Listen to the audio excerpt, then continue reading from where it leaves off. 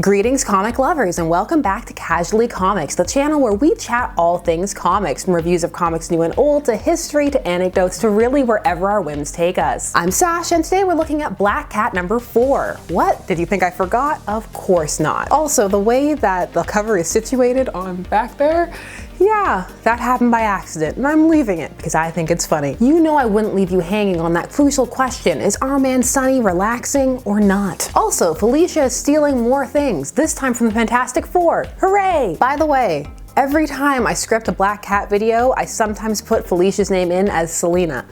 Every single time. If you haven't already, please do subscribe and become part of this madcap journey. It's a good time, I swear. So what's been going on with Black Cat? Well, she's been stealing things. She stole a painting from the museum and is in the crosshairs of the Thieves Guild run by Odessa Drake, who has hired ex-security guard Sunny to take her down. The comic is determined to make him a character, and I am trying to help. Since then, she has robbed Doctor Strange while insisting upon calling all wizards Merlins.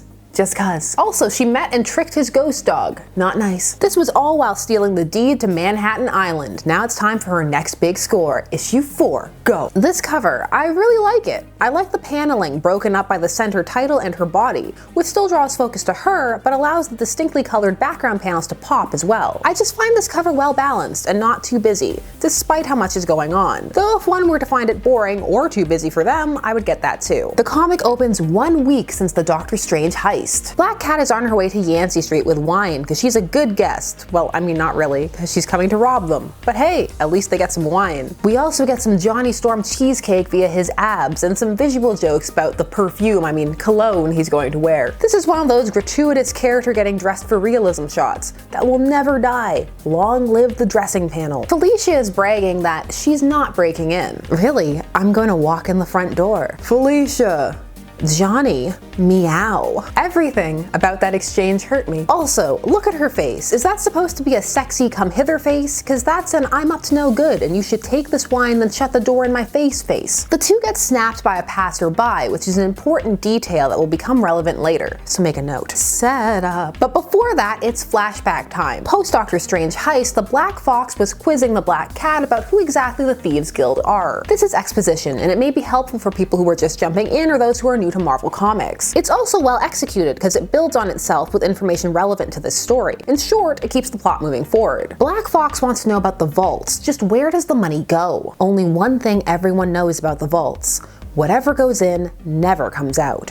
No exceptions. We're going to crack them. Woo! Classic heist setup. Little heist leading to the great big heist. And we're about to get some more tropes, so get excited. Back in the present, Felicia's loyal henchmen are waiting and talking. We get even more information about the thoughts and feelings about Mr. I don't believe in magic even when it's happening in front of me henchman. The fact that souls exist and can be seen going to and from hell doesn't matter to this guy. It's not real. It's just science we don't understand yet. Ugh, Storm, there's only one Human Torch and his name is Jim Hammond. So okay. Cliff notes. Johnny Storm is the second Human Torch. The first was a synthezoid named Jim Hammond, or initially just Hammond, who debuted during the Golden Age when Marvel was still Timely Comics, but the comic he appeared in was Marvel Comics 1. The character would fade for a time, leaving an opening for the name to be repurposed with Johnny Storm, who debuts at the start of Marvel's Renaissance, which is launched by the release of the Fantastic Four, a team of which he is part. At this point, the company changed its name from Atlas, which had become after being Timely, to Marvel Comics. Alright. History lesson over. Anyway, this comic managed to dovetail into how much he loves science and the fact that Hammond is what got him into science in the first place. He's becoming a character and he needs to stop. I don't like it. Stop it. Stay henging. Who does he think he is? These thoughts and feelings that I remember? Meanwhile, Felicia is monologuing as she likes to do about the real reason that you don't try and rob the Fantastic Four. It's not the world's smartest dad. Since when does Reed play the saxophone? When did he find time for that? No, the real reason not to rob the Fantastic Four is Sue Storm. I mean, she is married to Reed, so you know she has boundless patience and resources, inner strength. But enough about that. It's time to get back to my favorite character, the king of not relaxing, Sonny Ocampo. That's right, you heard that. He has a last name now. He's in the big leagues. He's the guard who noticed the painting Felicia stole in issue 1 and tried to stop that heist. He has since been hired by the Thieves Guild, who were most likely drawn to his intense high-strung energy. He's trying to hunt down Felicia, and his friend is with him for some reason. He's been sitting in the same spot, consuming more ramen noodles than a university student, when all of a sudden he gets a big break, and it's that picture that someone took and posted on social media. Thank goodness for obsessed fans. They're giving Sunny all the information he needs to know. It's 2 blocks away, so Sunny takes off running so he can be as dramatic as possible, and also because it's New York, so that was probably the better choice. Meanwhile, Johnny's just showing Felicia all the things, including all of their dangerous gadgets. Johnny needs a babysitter. This is why we can't let Johnny do things. Also, there's a cute moment where they reference the Paste Pot Pete joke. Would you look at that? Yep, Paste Pot Pete's gun. I think he prefers Trapster these days. He'll always be Paste Pot Pete to me. Felicia is here for a book, but stops to throw as much shade at Johnny as possible about how he's not that complicated, about how he's still somehow charming despite being the type of guy who jumps when his best friend's ex-girlfriend slides into his DMs. Johnny Storm, Peter Parker, best friends. Peter Parker, Black Cat. Big deal. Except make that more Black Cat Spider-Man. She wasn't really here for Peter. Sorry, Peter. Johnny's fire. He's simply blameless, beautiful, elemental. He's everything a girl could want. Youth and excitement and fire. The kind that you know will burn you, but you don't care. Not my type really, but I can see it. Felicia, are you okay? I can get you some water. You seem thirsty. Meanwhile, Sunny has decided upon his best approach, and it's unhinged madman. He runs up to the building and starts pounding on the door, screaming about how they have a fugitive inside. The Thieves Guild hired the right man. Master of stealth. Now, of course, this alerts Felicia's henchmen. But before we deal with that, we need to learn more about this book that Felicia is here to steal. It's The Papers of Phineas Randall, a book of hypothetical science. There's only one in the world, so of course Reed's hogging it. Black Fox wants to find the book so that they can make their way into the vault, or so it seems, but Black Cat notes that he seems down and sad and goes to talk to him about it, and then he reveals the most horrifying thing that he could.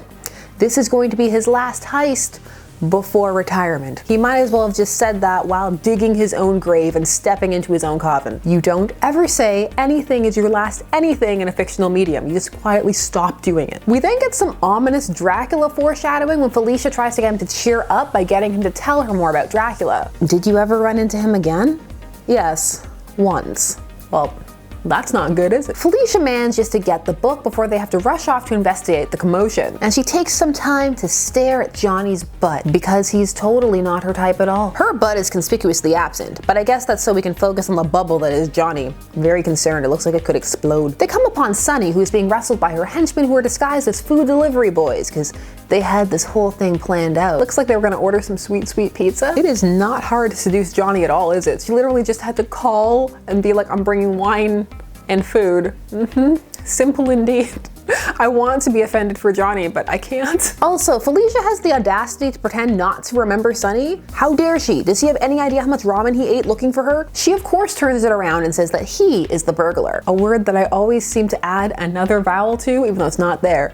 Burglar. However, each of these little heist stories has been 2 issues so far, so this one needs a twist, and that was 4 fingers, and that's fine, we're going with it. 2 in a different dimension each time. However, this time, it's not Felicia's fault, it's not even Sunny Ocampo, Mr. I have a full last name's fault. No, suddenly the portal to the negative zone opens and Blastar shows up. Yes, the Fantastic Four keep a portal to another dimension inside their home. What? You don't? I mean, it's a hard no from me, but you do you. This comic is fun. At issue 4, it's settled into itself. It knows what it is, and is having fun with that. There are some cute visual jokes, and this one is slowly beginning to reveal its overarching narrative goals, or appears to be at least. Some of the art seems a bit off in places, such as faces not exactly matching dialogue tone. But overall, this is still an entertaining little heist book. And it's a refreshing change if you're tired of some of the angst and melodrama. You just want to see a character just going around and having some interactions with other characters in the universe, but it doesn't really feel like it has this giant overarching thing that you need to study for. Like, there's not gonna be a test after this. Also, look at Sunny becoming a whole character. Let's see how long this lasts for. Are you still reading this, or have you fallen off? Were you ever reading it in the first place? What comics are you enjoying right now that aren't necessarily getting a lot of mainstream attention? Let me know down below. I'm Sasha, and thanks so much for watching Casually Comics. Please do all of the YouTube things.